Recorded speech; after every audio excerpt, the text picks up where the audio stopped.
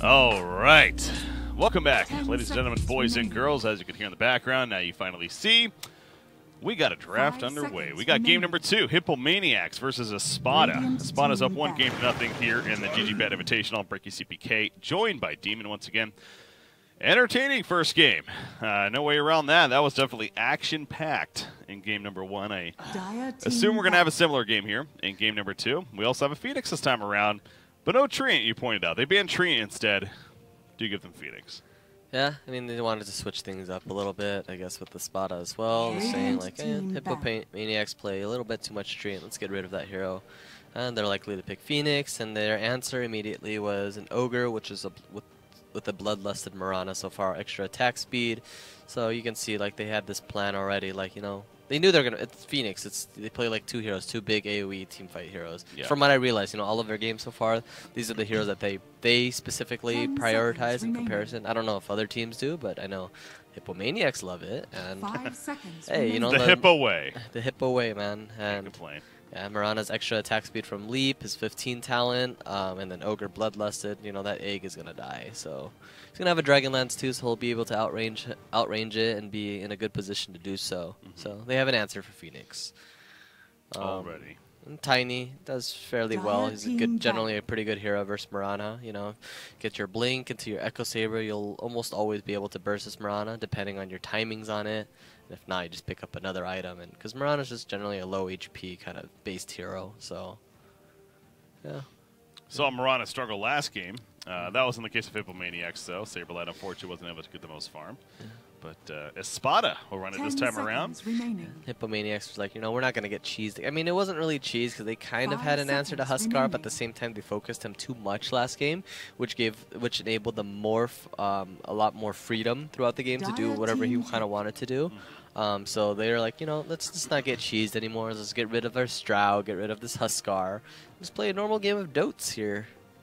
And likewise with Espada, you know, Alchemist and Morph. Well, Morphling's somewhat of a cheese, not really. It's just a different kind of hero. These are like the more annoying, hard-to-kill kind of heroes that you don't really want to put too much pressure on or too much like focus fire and draft around one specific hero only. And those are the heroes. It's like Drow, Huskar, Alchemist, and Morph. And that's just, you have to build a lineup around them just to kill them. Because these are hard heroes to kill. Otherwise, they're just, just too cheesy. Those are supreme respect bands, the way I look at it from Espada.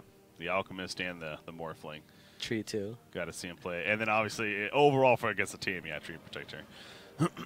Coming out from Espada here. But either way, the third pick is happening now. And, you know, that position 4 likely is still to come for them. So we'll see what direction they go there. What kind of range hero are they looking at?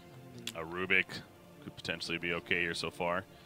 It's alright. I don't think it's that great. You lack kind of damage between the support synergy. I think you need something a little bit stronger. Bane Mirana, because you have Bane Mirana. Oh, yeah. Stronger lane. Always trying to pull up those heroes off the side, yeah. It is crazy, isn't it? Like, you're so playing this game for many, many years, yet when you're sitting here trying to think of some heroes, you're like, what heroes exist in this game? Well, it's just there's just so many. When you visually see it, like, yeah, it opens up your horizon. But if you're just thinking on top of your head, it's different. Yeah. You know, being like a drafter and former captain as well, it's just like they talk about all these heroes, but then when you visually see it, you can open up your mind and horizon a little bit differently. Yeah. Obviously, from the drafter perspective, they have access to all the heroes. This is just the fancy spectator you have. 10 seconds remaining. Then we get here. Vengeful is their choice. So, I mean, I like the Bane option that as you mentioned, but they go a little bit of a different route. Vengeful instead. Or a strat. So, I mean, it works out. I was just thinking Venge might be the second option. I generally don't like this Venge Ogre too much, just because you have 2 low-range supports. I mean, one's tanking, one's not. But they're both single target. There's no AoE, so they don't really have like significant kind of wave clear. But, I mean, Venge kind of does. I mean, he can tear lanes and run away kind of thing, and the lane will it'll always push in. But, like I said, they still do kind of lack this strong wave clear right now. But like I said, it's good because the synergy between all the auras from Terror to his, I don't know his third thing, his aura from Venge, and then Bloodlust. So Vengeance aura. Vengeance aura. Yeah, there it is. Yeah. Oh, come on, man. Yeah. It's too early in the morning, man. But yeah, with the Bloodlust, I mean, they have Roche potential. The team fight, their team fight is automatically boosted up because of these auras. One of them is probably going to get a Vlad's and Drums. Just stack up all these auras, and it just enables these heroes even further. A hero that brings that as a core position is Luna. Comes to mind, so. You don't want to stack too much, but at the same time, it can work. You got to find a good game for Luna. Yeah. Drow is not there. They banned Ursa Warrior. Ursa Warrior. The hero, not the creep. Yeah. Yeah, it used to be called like Ursa, dude. You were surprised. I trust you. I'm not saying it wasn't. Back in the days. Maybe copyright issues with Blizzard or something. It's happened once or twice before, yeah. Wraith King, rest in peace. Wraith King, Io. 10 seconds remaining. And a couple others. Marana, I guess, technically, too, right? With Potem. Priestess of the Moon. Oh, yeah. That, right, that's right, yeah. Let's see. Fourth pick for Hippo. Now, yeah, Dark Willow. This is not a hero we've really been seeing these. Did you say Dark Hippo? Events. Did I say Dark Hip? Did I say Dark Hippo? If I did, that's hilarious. The Hippo name, man, it's just it just sticks with you. Catches you off guard. Maybe what if it's a legit organization, man? It might be. I mean, I'm sure it is, and good for them. I love it. Good for them. Good for the Hippos. Good for Hippomaniacs. Yeah, good for them. Hey, they have a pretty cool flag going on and everything, but it's a hippo. You know that? It's a blue hippo. The blue hippo, just like blue Pikachu. Yeah. Anyways, Dark Willow is the pick. A willow, after all. Yeah, it's good. Good catch for the Marana if you're able to use your ultimate before, and then you latch them onto your Brazzle maze. Bramble? Bramble? Oh, gosh, dude. We're falling apart already, man. This is game 2. This is only game 2, man. Another series coming up after this, which was... I'm pretty high for the next series. So. Alliance versus Furzy, right? Yeah. That is a pretty hype That's series. I'll be woken up. I'll be awake. I'm already awake after last game with the action-packed game. That was action. Oh, we got an Arc Warden now, so things could slow down a little bit. I mean, or maybe not. Arc Warden's an interesting hero. I don't think he's that great. I feel like Ursa's generally pretty good because you're able to just... I mean, his point is you're running into him, into the bubble to fight him, right? Yeah. And you have Vengeful who can swap him out of it to focus... 10 seconds FFing, focus firing them down. Yeah, makes sense. Because, like, when you're playing in, like, competitive, it's like you don't want to say focus fire. This guy just say short. FF. Or, like, SS for miss, yeah. Yeah. You get all these... No, Okay, so that's what I thought, right? Like in C region, it's so different. SS means super skill, meaning your ultimate. Like SS this guy, SS, yeah. And I thought it meant missing the whole time, and I was like, what are you guys saying? Like this is my first Filipino team that I played for. That's interesting. Yeah, they say SS and FF. They say all these like. Were there a lot of 5s coming out over there in Southeast Asia? 5? That's spamming 5. Oh, that's Chinese. That's China. I mean, sad, right? No, well, I guess it's more Thai, actually. I'm thinking more Thailand. They spam 5s for, like, it's ha-ha-ha. It's, like, laughing, actually. It's the opposite of that. Oh, because I know in China it means, like, crying. Is it? Okay. Or sad. Geez, who knows? It's different regions, different things, different. apparently. That's why you're like, SS, yeah, it means missing, but... Yeah, that's what I would think. Depends what region you're like. SS, super skill this guy, man. Use your ultimate. Super skill. So, yeah, that's... Who calls it super skill? Man, Pinoys, dude. That's Trust. Strange. All right. SS, we got a Storm Spirit ban. There you go. Look at that connection. That's 3 SSs now, huh? You're talking about the hero, missing, or use your damn ultimate.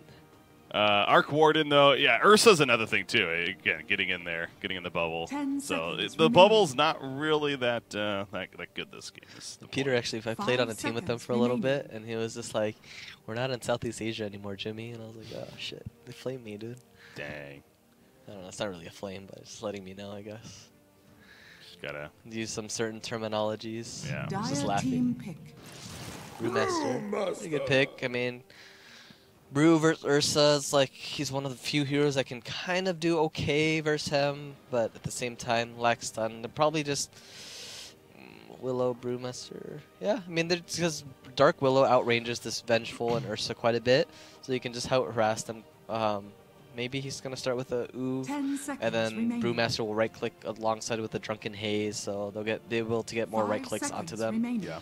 And Venge generally doesn't want to get stunned first, just because it's really bad, just because like you have such a low mana pool, you use it once and then you're kind of worthless.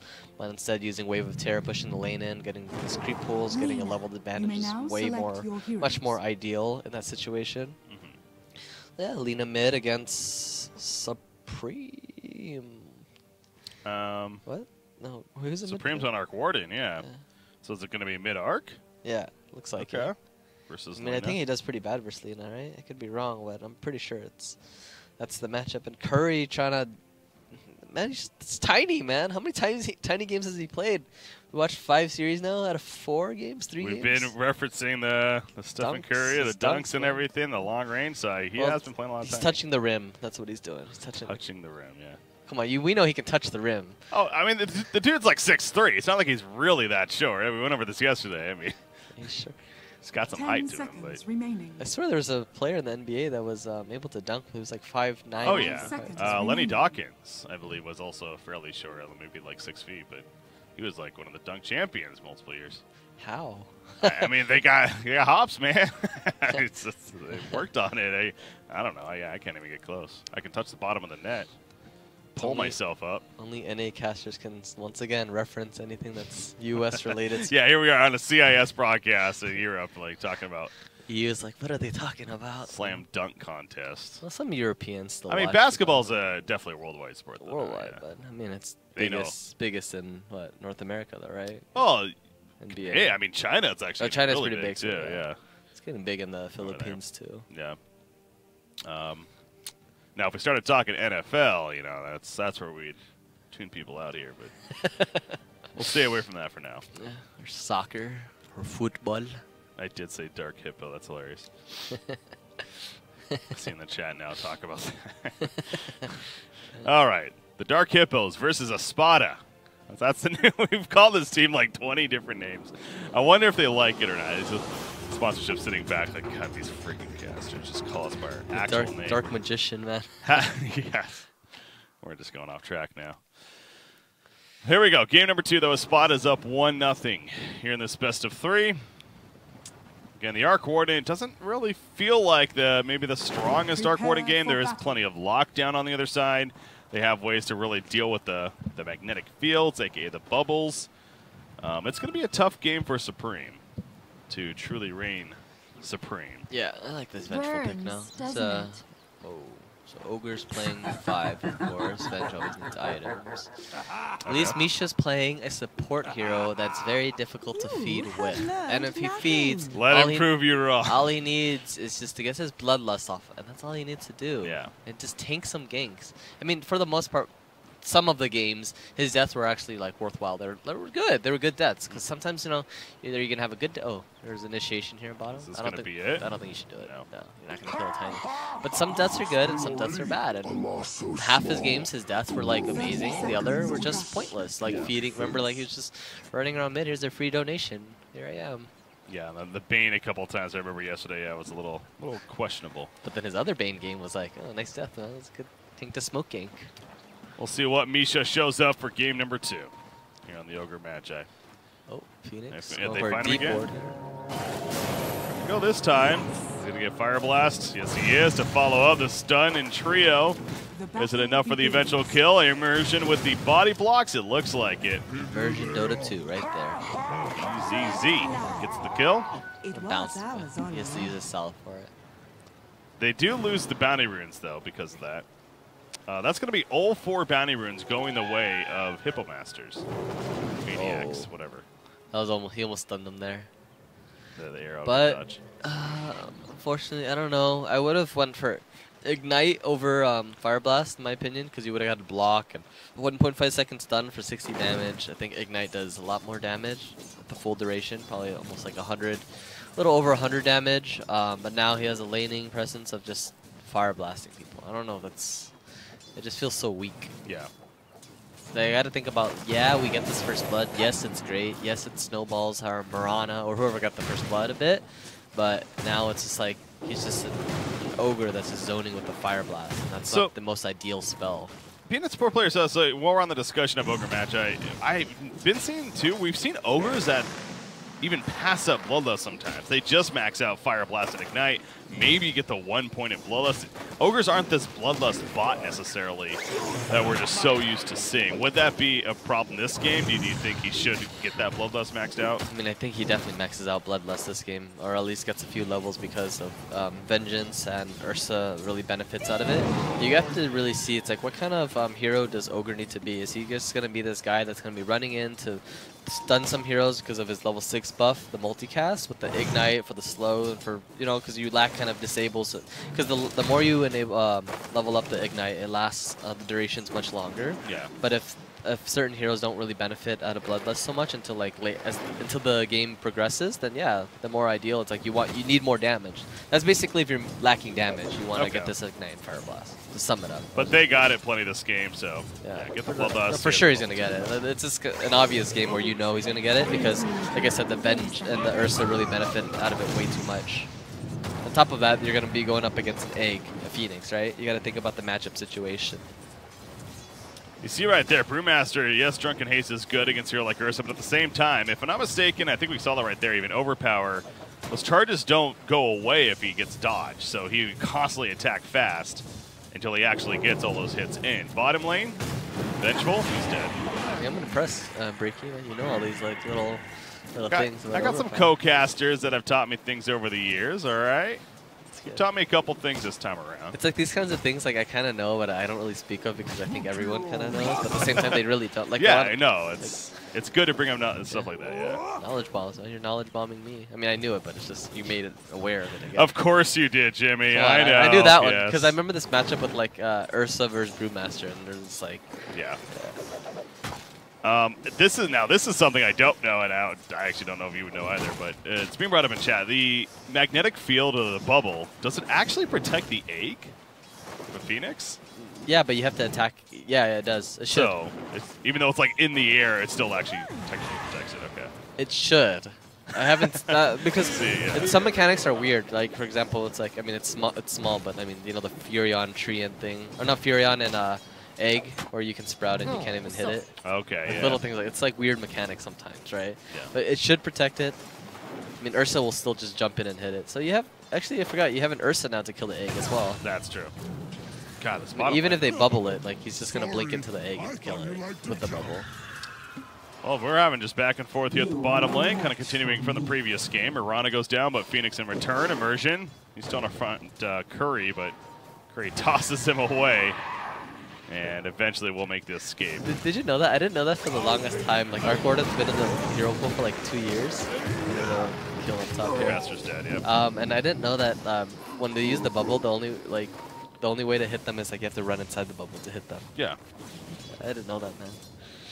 Really? Yeah. No? I mean, he wasn't in competitive at the time, so okay. I had no reason to understand the hero. But then once he was, I was like, oh crap. Arcorna was like a hero that came out after I stopped playing Dota 1 personally, and he was one that, when he wasn't in Dota 1, was he? No. He was the first like new hero introduced in Dota 2. Yeah. That's what it was. Okay. Yeah, I'm not familiar with any Dota. So yeah, I wasn't really familiar with him. Yeah. All right, we'll go with that. I'm an old school player too. Yeah. That's the excuse. It's the excuse. Legit excuse here, man. Those magnetic fields, you'll see obviously good Arcorna players up there, Supreme is. The placements of the fields, on towers, that's so annoying when you're trying to siege. And you put it like just barely on the corner, it's enough to protect it. Ursa. Oh, Ursa, warrior. Oh, one more attack. Jukes. Oh, the jukes of the trees. Misha, though, I think he's dead. He tanked the death. That was a good death. So I don't know. I think every player is different. It's not about the skill, but it's like some people like the max bloodlust. Some people don't get ignite. They like getting this fire blast. Yeah, this fire blast does a lot of damage though, but I don't know. I like ignite just because of the slow duration you're able to catch it. Especially you have an Ursa who wants to like kind of chase people down with the furry swipes and on top of his Earth Shock. Yeah. That's like I guess every player has their own preference. You see right now level 4 he's just not even going for ignite. I don't know. I like the 5 second duration, 20% slow. I think the argument is, to be fair, that again multicast got buffed more recently, where that it's the 60% now at level 1. Mm-hmm. So you throw that in with leveling up that Fire Blast, so that by the time you're 6, aka 7, you have a level 4 Fire Blast as bottom lane, another kill. Vengeful goes down. We might see another one here. BZZ running away. Curry's in pursuit. Avalanche in 2. Another leap. One. No, he's fine. No, you can always leap. Like if you see the avalanche, you can always takes a leap while out to of hit. it. Yeah. I mean, you'll get. Right. Invis. Misha takes the Invis from Supreme. Well played there. But yeah, going back to the point is that, exactly, you have a level 7 Fire Blast all of a sudden that's dealing 240 maximum damage on top of the multicast. That's that much more burst. So I think that might be, you know, part of the logic. That's why we're seeing that, and then leveling up the Bloodlust, and so it's just passing up Ignite in this case. No, the fact that they already lack Wave Clear, I don't know. I like just getting Ignite because you're able to push in the lanes later when you're level 7. Yeah. So maybe not 7 because you're going to have either maxed out Bloodlust or whatever, but... Oh, another kill maybe. Watching bottom lane too. BZZ is being run down, but the toss in the air does have a leap. He'll be fine, I'm guessing. Top lane? No, we're good. But like I said, it just really comes down to the, what kind of player you are and what kind of like you really feel, I guess. It just doesn't stop, man. These guys are just brawling back and forth. That's another Phoenix kill. How's the middle lane though? 32 and 10 versus 32 and 6. Got a very even middle lane. Both sides are farming. Oh, no, nothing more. See Now ya. it's favoring Arc Warden. Dark Willow with the big kill. Great rotation there by him. Play Brewmaster. You see those evasions, but he just keeps on swinging, man. That's brutal. It's like, why am I going to max Overpower when I got Bloodlust on me? Radiant's top tower is under attack. I don't know, I generally don't like maxing out Earthshock. I think 1 level is okay. 2 would be the most I'd do. Because when you level these furry swipes and Overpower, I think it's just way too strong. Because like adding an extra 10% slow and on top of like 50 damage extra on each Earthshock, I don't think it's worth it in comparison. Because it just delays your potential Roche opening, your farm, and kill potential. I mean, I think you're going to get as much kill potential as you are with maxing out Overpower and Furry Swipes more than just leveling up your Earthshock. Okay. Vengeful did at the bottom lane. Tiny. Tossing 1. Brawling all over the place on bottom. Is there no shrine? There's no shrine. There's no shrine. And is he chasing? What's he doing? BCC wants that kill, but it really seems like it's too far away. But now Curry might be in trouble. Why is Curry chasing? Yeah, I don't know why he has was no sticking mana. around. Oh, I get baited. Close. He knew. There you go. He's just wasting his time. Look. Lena dead again, by the way. This time was a solo kill. He's gonna go for the big arrow. Look at this Mirana. Hit it. Arrow. Hit it. Hit it. Hit it. Oh. No. If he kept running, there was a chance. Yeah. He was watching. He would need to basically be like back, like looking over here, getting items. He ain't no Vigas here. He's the best Mirana player these days. What would you say? I've never heard that name before, so. Vigas? Vigas, yeah. Vigod. As a newer to the Dota 2 scene, at least. I never heard that. Oh, so. he's Dota 1. He's a legend. Then came back to Dota 2. Showing your age, Demon. All these Dota 1 legends you speak of. Curry comes back to the bottom, ready to fight again. You have Arc Warden, though. Again, a solo kill he picked up. I'm guessing over the net worth. He's not topping. Ursa's barely ahead of him, but he is up there with him. And he is going this. We've been seeing this more recently. The Necronomicon right away. Brown boots into Necro. To bring it back to us. BCC, he's dead. Bottom. Buff. 1 on attack. A2 is going to fall to Misha. And now Phoenix goes down to the Fire Blast. It continues. Avalanche connects on a Vengeful. Shield fall. Misha runs away, and that'll be it for now. Wow, they're just brawling and exchanging all these kills in bottom lane. Yeah, more in favor of Espada, though. Oh no, Hippomaniacs. Hypermaniacs, Hippomaniacs. Man, you were saying yeah, dark Hippo, and that's not dark. Okay, that was the hero. Hippomaniac. Maniacs. Maniacs. It is Hippomaniacs. Come on, bro. Okay. Necronomicon, though, and Arcane. What is your take on this? I like it a lot. It's good versus Ursa. Has more lockdown and good push potential. And like I said, like Espada's weakness right now, I feel it's like they have a lot of kill potential heroes. They have good burst. At the same time, like their wave clear is at the most ideal. With Arc Warden's Necrobook, he's always going to be shoving in these lanes. He's probably going to get Necrobook 1 into potentially even bots and just constantly shove these lanes in. And, you know, generally when you shove these lanes in, it's like that gives you vision within itself. If these guys aren't reacting, then you just play on the other side of them. They know that they're playing on the other side of the map, so you kind of know where they're at. You get more vision, more scouts, more summons. It's just, I'm trying to keep up, guys, I swear. This is insane. All 3 lanes, just non-stop action, it feels like. including the middle lane. That was interesting. Nyx actually went in on Lina and ended up getting the kill, but then died to a double spark rate that had come up from Markwood in response, so they ended up trading their lives. I like this build that he's doing. I guess he went for the Necrobook and he's going back to the Midas after. He just wants to pressure just a little bit. Yeah. I mean, regardless, Necrobook's going to accelerate your farm because you're pushing the lane a little bit faster. You're shoving them in and then, you know, going back to the Midas just to play some catch-up farm if need be. He's able to pressure regardless of the book. Oh, no. Nice attempt by...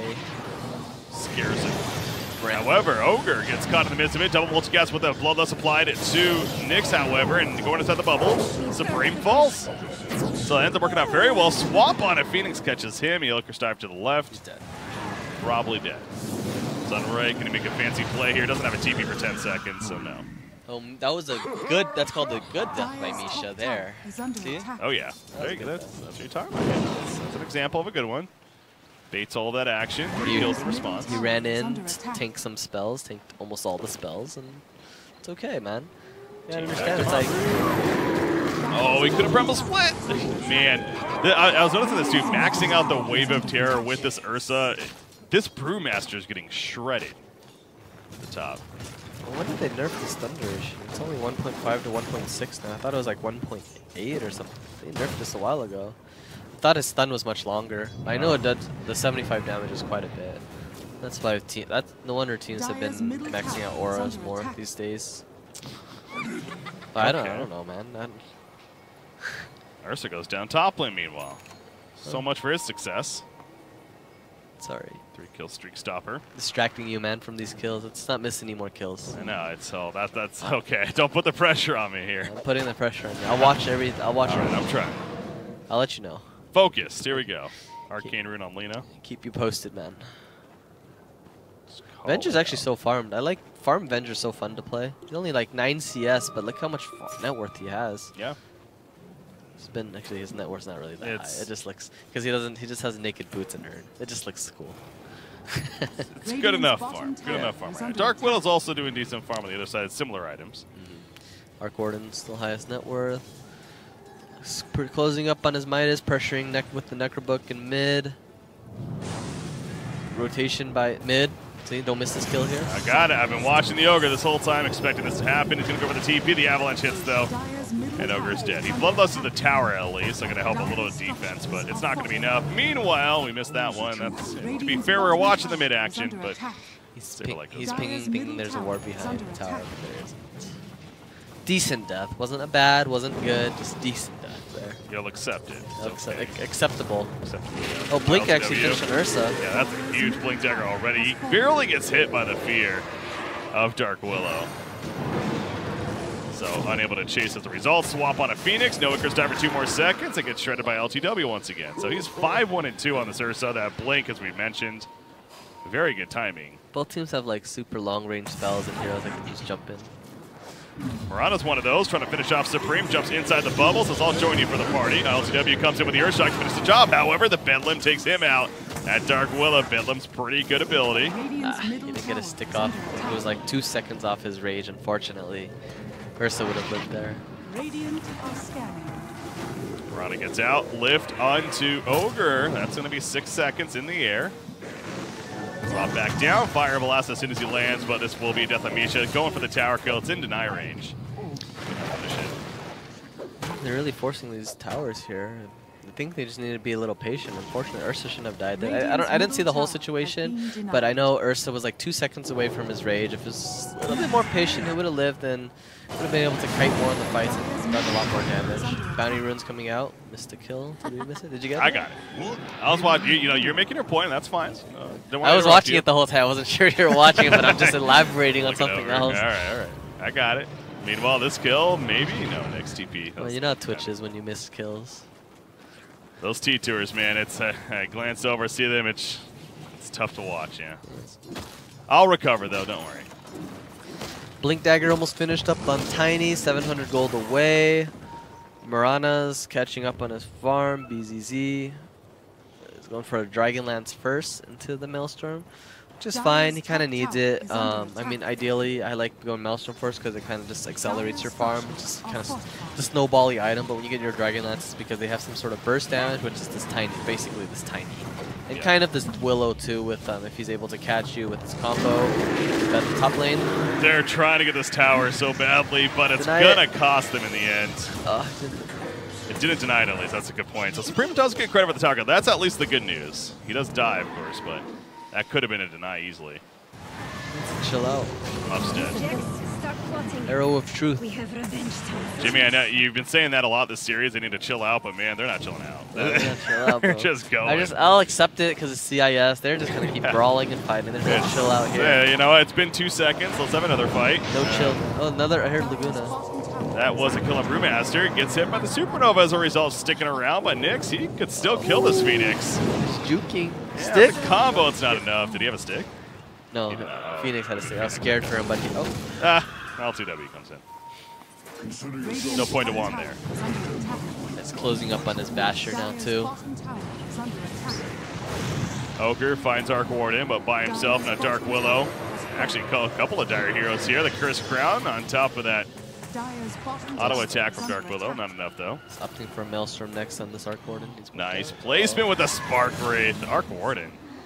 Supreme's a player that's fun to watch. He knows how to play a lot of these heroes. I like his morph the most. That was fun. Morph is entertaining. It was yesterday against the Lions. He played safe lane, right? Or he played it last game, but he played off lane first, right? The morph lane? I think so, yeah. And who was playing mid then? It was... Wait, the first game Morphling was Espada. It was ILTW. Oh, okay, yeah. Yeah, no, he played Morphling yesterday. Supreme, who did Supreme? I forget who Supreme did last game. But either way, we've seen him play before. And a name that he's definitely been one of the most standout player for me, at least, on this team. Unfortunate terrorize there. Close call. No cigar. Finally, 17 minutes. They're pressuring this tier 1 on bottom lane. They kind of need that. Like I said, always good to reiterate and remind. Because, you know, in Dota in general, there's always so many things to go around. It's just like, you know, when playing these like, competitive games, it's always good to kind of help remind the team like why you do these objectives and remind each other why you do certain things the way you do, because you want to get into this habit of just constantly doing it, you know, even if it's like a cycle. It's just kind of good, like just, hey guys, like this bottom tower, open up the map for us, be able to farm their jungle, just have access to all of their jungle, and this tier 1 is always just generally one of the most important towers to get. Trying to chase down Curry. They also already got Phoenix. Swap in on Curry, however, forces Brewmaster to respond with the primal split. They go for the combo on ILTW. Is he tanky enough? No, they kill Curry finally, but they lose their Ursa. And they're also going to lose a Vengeful Spirit more than likely. Those are the wave of terror just before, but he goes down. Supreme's also joined the party. Going to chase after Mirana. That Flux is a massive slow with nothing around. Two loops. Lift in the air. Does have a leap, you mentioned too. One, but Blink Dagger on Brewmaster, and the Curse Crown is going to connect, and the Prowler's like, I'll help you too. The Prowler rooted him. That's brutal. He's still alive though. Oh my god. Is he going to live? No, the auto attack from the Shadow Realm. We're in for definitely an... Oh, goodness. Bedlam is so much damage, Why dude. is he TP with no HP? But yes, that was that too. That's okay, you're right. He did TP in with not much life, so it's not like he was full. Looking like a game 3 here. I mean, like what I was mentioning, it's not over yet, but... It's still early. Ursa's in a good position here, they want to fight. Boom. That happened. Still plenty beefy, has the enrage, it's wearing off though, and that Arc Warden is dishing some good damage. Eventually takes him out, Supreme. The real one's up here, the Tempest Devil's on the other side. They're also going to end up killing the Vengeful. This is not worth it, man. No, it's not. Alright, there's no impatient, there's no chill. Just everyone has their Blink Dagger, they're just going to fight, man. That Necronomicon with the Arc Warden again, with his Tempest Double, it's just an army that he's bringing at these guys. He already has another 1,500 gold set. This is a very farmed Arc Warden right now. There's also a pretty farmed Phoenix as well. He has his halberd. He has a Sage already, but he's opting for this halberd, and Ursa's not gonna have a game because he's just constantly dying. He's already with he has 9 kills, but he has 4 deaths as well, and it's just like he had this snowbally start, but he's kind of falling off right now. Relying on Lena perhaps to pick it up, and she's top on her team. Yeah, I don't know what that last TP was. Like, he thought some miracle would happen, but, you know, just TPing in with, I think he had like 300, 400 HP. Not much. There was no active shrine either, and like everyone was in vision, and he committed to those TP, so a little bit of a questionable play there by Nyx, but hey, good. I think it's a pretty good smoke gank coming out. They're prepared for this. Oh. Going in. Curry jumps in on Nyx. Combo, but they're trying to finish up Brewmaster in the process. He dodges the avalanche, actually. Nyx is barely alive, gets swapped. Ended up running towards Tiny as a result. That was a little awkward. He gets away, but Icarus dive. Oh, trying to finish him. However, the stun will stop the Sunray on Phoenix. Supernova just going to be activated. That's a dead vengeful for sure. At least Lena survived. Oh, Ursa going in. Ursa's back in, though. Got Ursa's stunned back out. Never mind. It's trolling, guys. Better of it. Backlines. Oh, Misha running in now. He just... Okay. Oh, that was... I think he expected his team to actually just truly follow him up. I mean, they might get Dark Bullet here at least. Arrow hits. Arrow of truth. Shadow Rub Bitlim! Oh my god, he's dead. Spirit Vessel. He's gonna kill him. About his items. And continue. Ursa's also dead. The Sunray Icarus dive takes him out. Dead again. Yes, he is. No, 5 deaths. Okay. We have almost 60 kills at 22 minutes. What is happening? I just feel nothing is really tactical in what they're doing. No. They're just like, let's just keep going for kills. This is pure. And they have good pub vision. status. Look at who is it? Hippo? Is this Hippo? No. Espada's vision right now. I like their vision. They have lane ward, they have jungle ward, and then deep jungle ward as well. That's why they're constantly playing on this bottom lane. But aside from that, that's the only tactical thing they're doing. They're spawning and brawling. Misha. Alright, this is the bad. This is called the bad death. Yeah. This is the bad death. Or he doesn't bad. Or maybe is it? Maybe we I'm thought wrong. bad all along. It's still pretty bad. Unnecessary. Maybe not bad because you don't want to call players bad. Maybe just questionable. No, it's yeah. Out of position. That's what I use a lot. Yeah, the whole questionable. Because yeah, obviously these players are all good players. You know, you're not always going to have your top tier game every single game. Lena being pinged out, or I guess that's her team pinging it out. Moonlight Shadows that they use. Bottom lane, good big catch down here. It's Ursa by himself. The rest of the team's middle lane. Mid. Tiny's dead. Alright, we got both. Let's try Phoenix. Yeah, 6,000 net worth lead for Hippomaniacs. This is... It's starting to look like, as you mentioned, the Game 3 is very possibly on the horizon. I mean, Arc Warden, the farm that he's having, it's going to be difficult to stop this guy. Mjolnir already taken care of. Bots are in the stash. So let the pushing in the lanes begin. Oh, so Arc Warden is actually so farmed now. Mjolnir, Midas, Book 1, level 19. He's took part in almost every kill, right? I mean, for the most part. Or he's around the teamfight area. 7 kills, Holy 9 crap. assists, yeah. See how many deaths Phoenix has? Is under And attack. look how he's pretty farmed too. He's a halberd. 9 deaths. Sorry. Yep.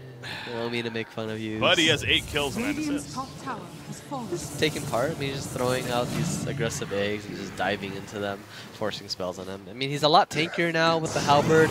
Lena and Ursa, they can...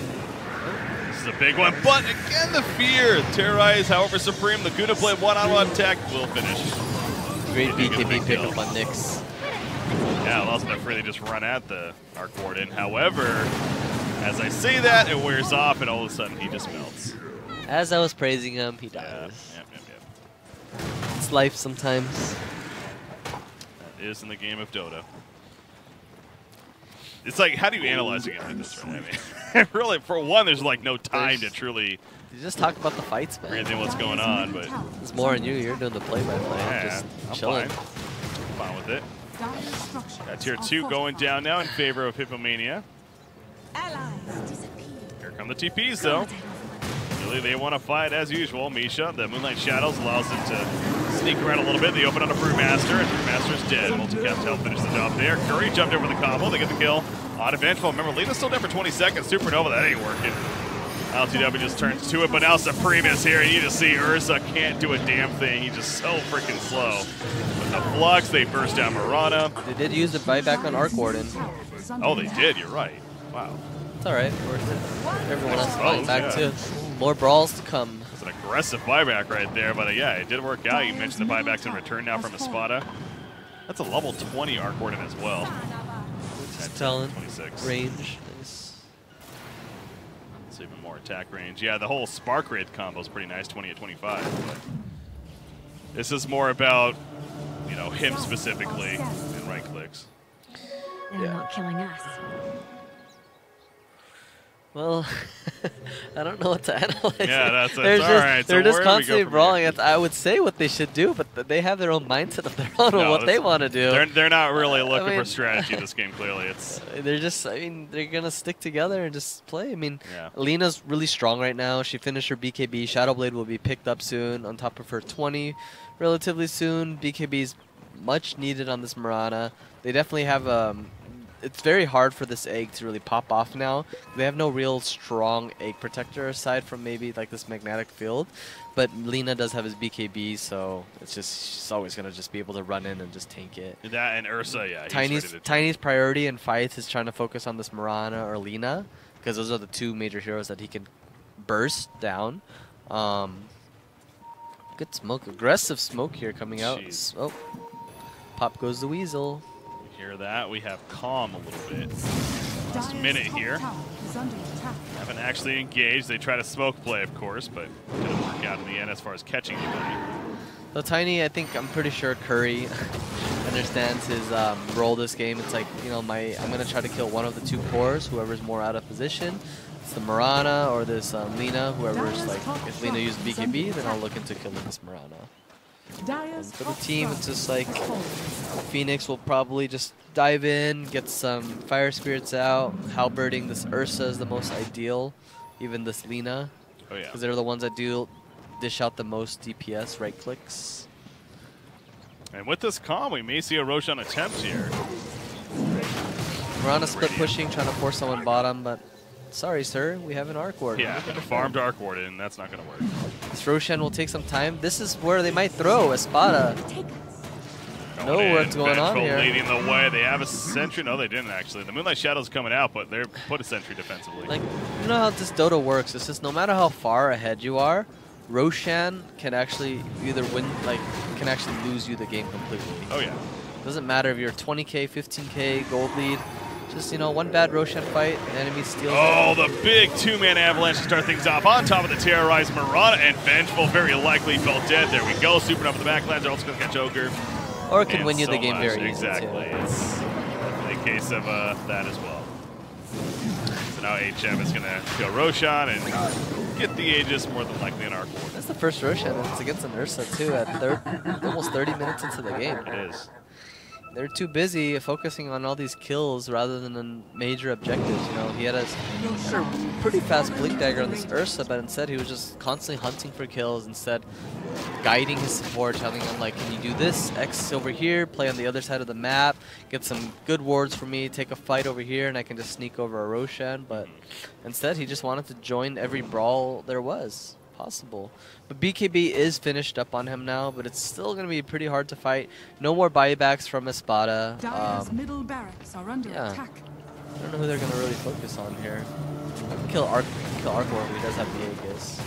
Brewmaster's still pretty hard to kill because of the Drunken Brawler. Because, I mean, even though the attacks or the overcharge doesn't really go away from every miss, it's just more about, you don't want to waste so much time. You want to instantly burst these heroes down in a short amount of period of time. Yeah. Don't give him time to react for a Primal Split, even, especially in that case. So, much easier said than done. That lead, 12,000 now for Hippo. It almost feels like more just because of how farmed Arc Warden is. So the situation here, it's like Hippomaniacs, it's their game to win, and it's like Espada's kind of banking on the fact that they overextend. Decide to kind of throw. The way this game's going, man, who knows, right? All these brawls. Well, the thing is, it's like, it's hard for at this moment now because they're tankier, they have their levels. It's hard for Espada to really burst one down. And like these brawls, you can see every time Ursa jumps in, he just dies. They kite his Enrage so easily because of the Bramble, the Tiny combo, Brewmaster throwing out his Drunken Haze, and then of course the Bubble. They just have so many things to kite this Ursa around. And the weakness is what we talked about at the beginning of the game, Espada, they don't have any major team fight spells, team fight items. It's just all about like this kind of right click and hoping to get him out of position from this bench. One combo from this Tiny, he's dead. Jeez. Double damage helps, but... he'd die anyways, regardless if we get the combo. It's just Lina only has 1700 HP. Meanwhile, Phoenix gets picked off, but definitely a trade that Hippo's fine with. It's probably a multicast from the Ogre or something. Got him. 60%, man. He actually opted to get another level in his spell. I always get the 300 health on Ogre. So I want to be this tanky guy. You're not really right-clicking anyone in fights. Not the 90 damage. Watch strength at level 20. You can watch him. He's not going to right-click anyone. We'll hit him like once. He's just casting spells, you see? There you go. That's a multicast. Distract him. Arc Warden sends in the Tempest double. LCW has to respect that. He almost got hit by the boulder too, but a good BKB will keep it alive. And now the BKB is going to be down. When we really come down to it, this came down to like a draft issue. Espada's lineup really excels and thrives off snowballing. They need to win their lanes and just kind of snowball the game, right? They take their Roshan. It's just because as the game progresses, it's always going to favor the Dark Hippos, Hippomaniacs. It's just how it works. It's just they have a scaling lineup, and I feel like with the Espada, it's like they need to snowball hard, and because of it. Go back to that Ursa, because it's not like Ursa was struggling either. Ursa had he was top farm of the game for the early part, and speaking of that snowball, but yeah, didn't really ever attempt Roshan, never found the time for it, I suppose, with all the brawling going on. Well, it became not tactical after they just wanted to fight. Exactly. Fighting all the time doesn't really get you anywhere, especially Arc Warden, that would be a big catch, and they just might do it. That's an Aegis, but now they can set up around. He's gonna die again. No, BKB's down to 10. BCC, he's ready to go in. Can he save the day? No, Arc Warden, it's too much. 110 seconds, no buyback. You see there, it's dark, so no buyback on him. Tiny. That's immersion Dota, that's just a little sloppy play. His team wasn't there. These are the moments where it's just like, oh, I took a Rax, I took 2 sets of Rax, and the team should be talking about, guys, like, we already won the game. Can we just play together, stick together? But instead, they're pushing with 2 here. Arc Warden was actually initially pushing by himself. Tiny was lingering around the corner, and like Blue is the Phoenix, is just farming. Like, look at the 2 supports. What are they doing? They're just farming. They're like, I don't know if they're regenning, picking up some items, but like, hey, bro, like, there's no communication. Arc Warden's just pushing by himself, overconfident with his Aegis. Obviously, he thought he could survive, but you know, they're winning the team fights because, you know, you got to remind each other, why are we winning these team fights? It's because our team is behind us. We're playing together as a team. Not, you know, these were the mistakes that we saw yesterday where they were pushing back and forth with the Lions. They were just kind of playing by themselves, dying back and forth when they had these one games, but then these cores would push by themselves, they would die, and the Alliance would come back and they would do the same thing back and forth. So hopefully that mistake doesn't continue. Espada definitely did capitalize on that little mistake. They did a good initiation, you know, starting off with a swap, catching the Arc Warden out of position, forcing Tiny to kind of save the day, and instead it ended up with his death as well. Yeah. And Espada's going to be looking to make those plays, even if all 5 are around them. I mean, they still go for that same play because they just got to try something. Now, to be fair, they had vision here, which actually was pinged out shortly after that fight took place by the Radiance team, figuring that it was there. Yeah, Espada camping the high ground right now. Yeah. Oh, scanned on Misha, man. Run that route. Now they know we're all there. And Viz doesn't do anything for you. Aww. Oh, Misha. Well, HM will avoid. Glimmer being picked up on Ogre could be quite the game changer as well. They don't really have much detection. Just kidding. They have a gem and dust. They have a lot of detection. Might come into play here. Moonlight Shadows up with the Bramble Mace. Ogre gets away. They have double Glimmer, actually. Ogre has one? No. Vengeful. Ogre does. Oh, no. Yeah, he does. He does? Okay. Look at that. He just got delivered. So we do have 2. He's much Tiny tankier rings. now. They have a lot of magic on Radiant. Espada. Curry. He's still going to go in. Ignite taking a little bit before it deactivates that Flank Dagger over the triple multicast. Now the Spirit Missile applied. Curry's dead. Lose Tiny. Ursa jumps in. Phoenix goes for it. He's going to supernova. Yes, he kind of has to at that point. He's going to kill him. Yeah, going to lose this maybe. The lift on Mirana allows it to go off. DKB wore off or whatever. Didn't have it. And now BZZ in trouble. He's dead. Tiny bites back for this even as well. IOTW is getting very low. He is going to die here too. He does have a buyback, but yikes. Yeah, I mean that's your net worth leak coming into play right there. In that case for Hippo. Well, net worth. Swap. Okay, here's Arc Warden. They're going to kill on him though. We know what can happen. Okay, they're going to kill him. Should have buyback. He does. You see that gold thing around Arc Warden? That's how you know he has buyback. Oh, God, Jimmy, you're just, thank God you're here. Curry. Trying to dunk on these fools. It ain't working. You can see. Master, he's dead too. All right, so Espada does end up coming through and holding things off for now. Continuing to do so. And you can see Mirana and Venge, they don't have buyback. You see there's no golden bar around I'm so glad you're here. Yeah. So glad you're here too. But I'm surprised. I thought, I guess they felt very confident that they can still win the fight. I think Arc Warden just does so much damage and does so much in these fights with his bubbles and Tempest double and just, you know, from the Pike to Mjolnir, he just dishes out so much damage. And the fact they were still trying to take this fight without it. Brewmaster ulti was down at the time. He did finish up his Radiance and that was actually kind of surprising that Hippo ended up losing that fight. But at the same time, it wasn't so much because Espada has. Well, Espada, they didn't have this Mirana, but this Lina was just dishing out so much damage. It's the swap play too. Yeah, the swap play. That's the second time they've done that. And that's the thing about, that's the beauty of Venge, you know, it's just, he puts these heroes out of position and you force the enemy team to react to it, kind of dive, put them out of position, and yeah. I think Venge should opt for this Aghanim's next. Ags is, I think, is just super broken on this Vengeful hero because you have you always have a free Aegis, right? Yep. And it's instant too. That's the cool thing about it. And not going to the most farm, unfortunately, but good work towards it. Needs to win 3 more team fights. Yeah. But that's asking for a little bit too much here. No, it's not. But Espada still definitely do have the potential to win this game. I actually would probably like seeing Ursa getting this 80% status resistance. The fact that he's opting for this Ags, I think could be very beneficial to kind of just remove. Yeah, you usually see that. The AoE Ursa, I've had that discussion before. It's apparently almost like a meme. Like it's still pretty good too, though.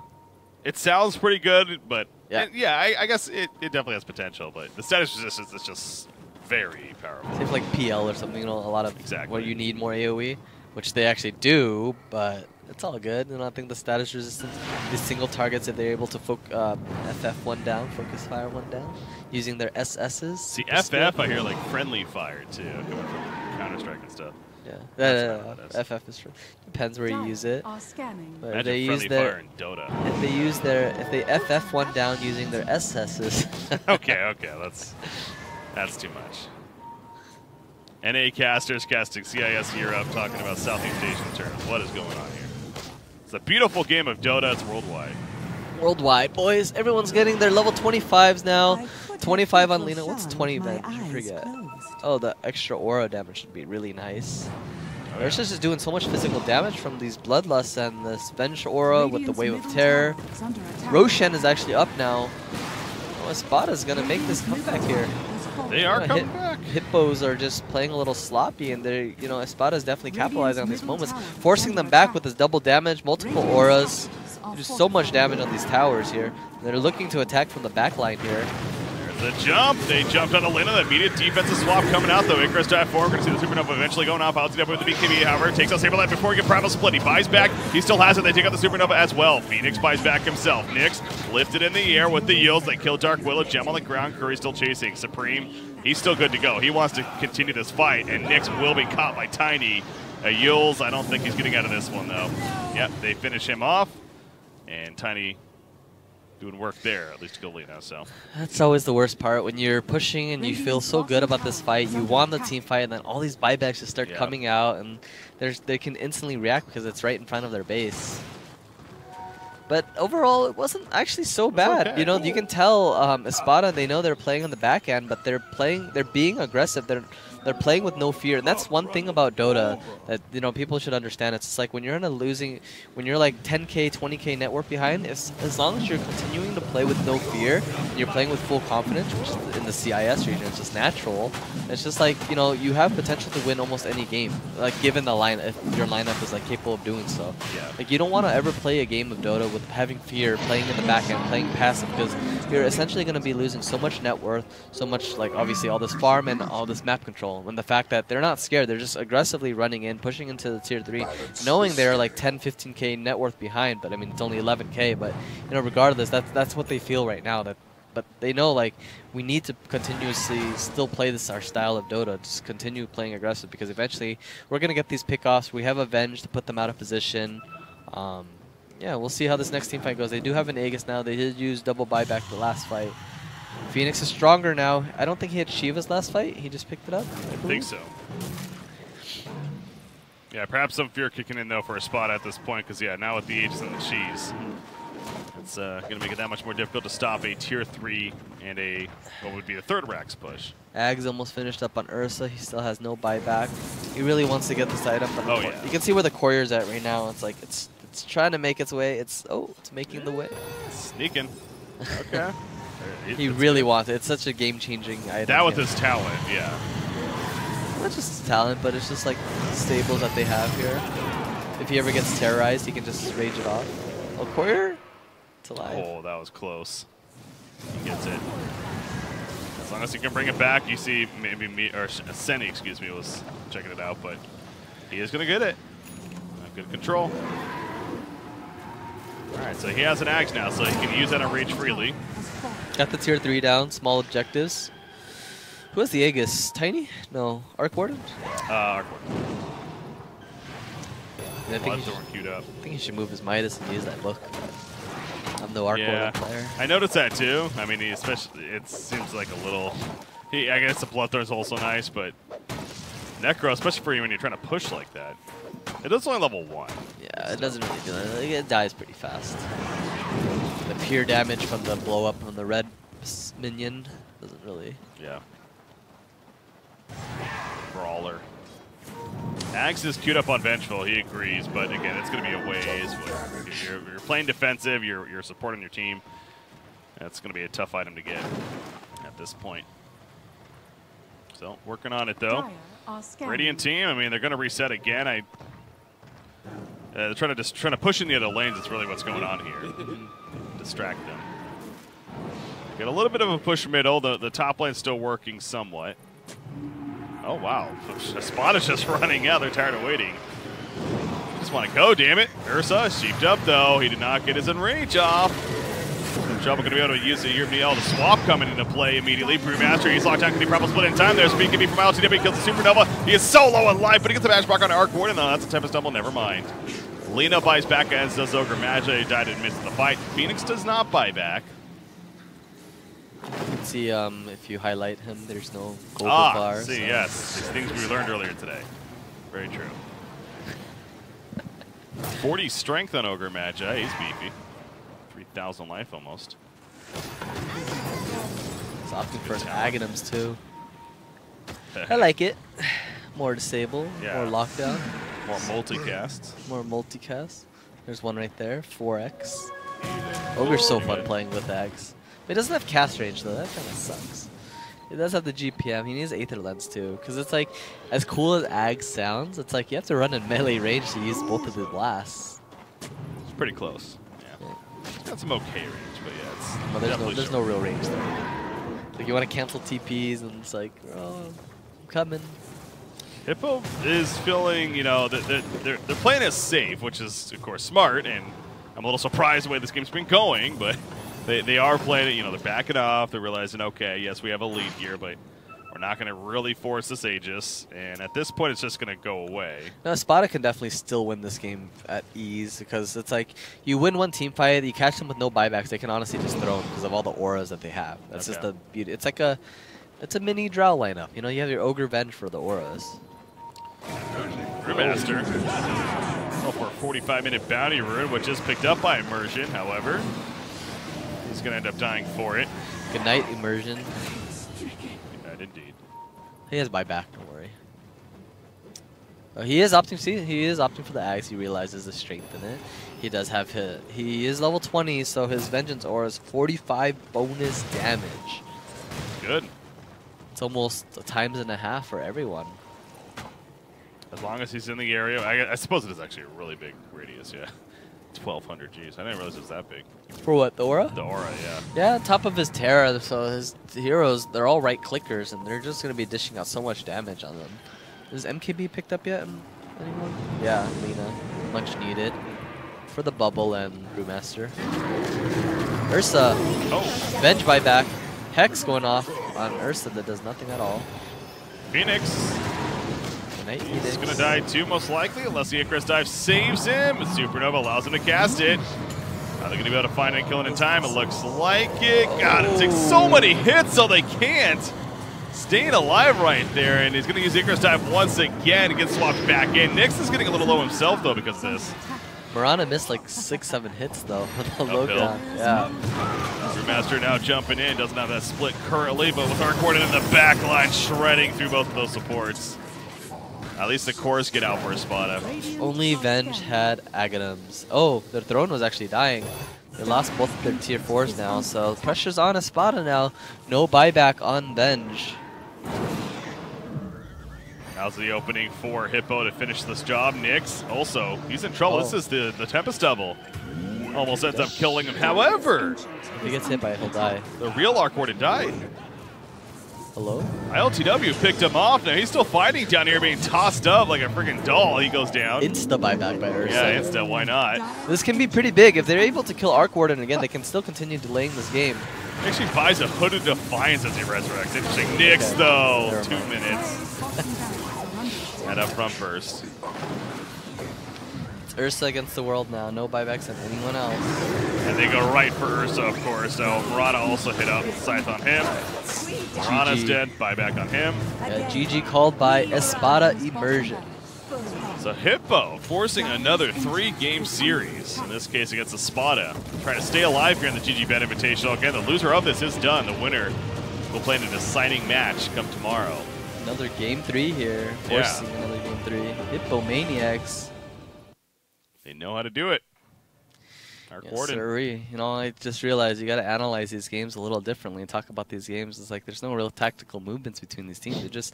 They get their core items, they get their blink daggers, and they get their Yules and Lina. They're just gonna constantly brawl it out. That's the fun way to do it. And you see kind of the shift in momentum throughout this game. Earlier on, it was looking pretty good for Espada, but around that 25-minute mark, a lot of squiggly lines there. Things going uphill. All right, coming back to us now, beautiful people. We got game number 3 that's going to be coming up, though, so going to be, of course, another short break, but getting the lobby set up in Hippomaniacs versus Espada going to be coming up shortly here. So stay tuned, guys. Game number 3, then we got our following series, Alliance versus Fairzy, will be happening after that as well. The GG.Bet Invitational continues. I'm BreakyCPK, joined by DeMoN.